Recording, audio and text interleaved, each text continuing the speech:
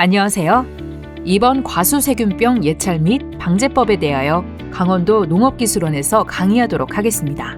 과수세균병은 과수가지 검은 마른병과 15년 우리나라에 최초로 발생한 과수화상병으로 구분됩니다.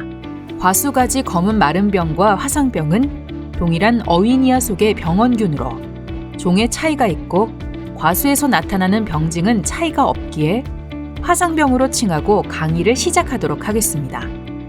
우리나라의 화상병은 15년 경기도 안성, 충청남도 천안에서 최초로 발생하였으며 강원도에는 18년 원주, 평창에서 최초로 발생하였습니다. 19년도에 원주에서 2년 연속 발생하였습니다.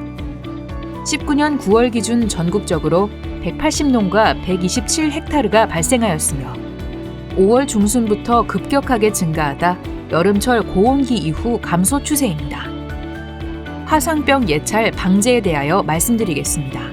화상병은 국가에서 금지한 검역 병해충으로 왼쪽의 모습과 같은 병증이 과수원에 발생하고 농촌진흥청에서 화상병으로 진단되면 단 한 그루만 병이 발생돼도 과수원을 폐원해야 하는 국가금지병해로 화상병이 발생되어 과수원을 폐원한 농장주에게는 경제적으로나 심리적으로나 심각한 피해를 유발하게 됩니다. 그럼 화상병 발생 모습이 어떤지 살펴보도록 하겠습니다. 대표적인 병징으로는 잎에 나타나는 모습입니다. 병원균인 세균이 잎맥을 따라 검은색이나 짙은 갈색으로 병이 진전되는 모습을 볼 수 있습니다. 또 줄기 안쪽부터 활력이 좋고 연약한 가지 끝부분으로 병이 진전되며 병이 진전됨에 따라 병든 잎은 말리고 오그라들고 잔가지의 끝부분부터 구부러지며 가지에서 잎이 떨어지지 않고 매달려 있습니다. 화상병이 발생된 잎과 나무 종류의 피해 등으로 인하여 발생한 병의 가장 큰 차이점은 약한 힘으로 잎을 잡아당겨 보면 떨어지지 않고 매달려 있는 것과 잎을 움켜쥐어 보면 부서지지 않고 형태를 유지하는 것으로 화상병임을 육안으로 확인할 수 있습니다. 나무 종류의 피해를 알아보겠습니다. 나무 종류의 피해는 화상병의 특징과 유사하게 가지와 잎이 시들며 말라가는 피해를 확인할 수 있습니다. 그러나 굵은 줄기의 모습을 유심히 관찰하면 작은 구멍이 발견되고 톱밥이 흘러나온 모습 등 화상병과 다른 특징을 확인할 수 있습니다. 둘째로 화상병 발생 시 최근 기상이 습한 조건에서는 감염된 가지 주변 표면에 유백색의 세균 분출액 방울이 관찰되고 세균 분출액은 공기와 접촉하면 갈색에서 짙은 갈색으로 변하는 것을 확인할 수 있습니다. 열매의 표면에서도 유백색의 세균 분출액이 확인됩니다.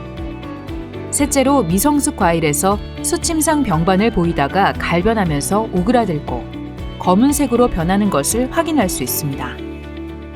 넷째, 줄기에 생긴 궤양을 보고 화상병을 확인할 수 있습니다.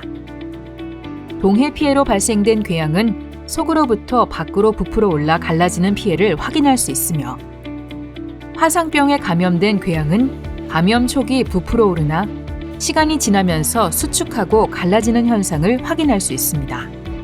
지금까지 화상병의 대표적인 병증을 알아봤습니다.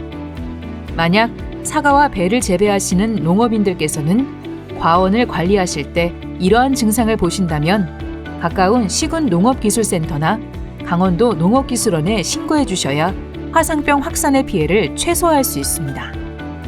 화상병은 어떻게 전염되는지, 어떻게 예방할 수 있는지에 대하여 알아보도록 하겠습니다.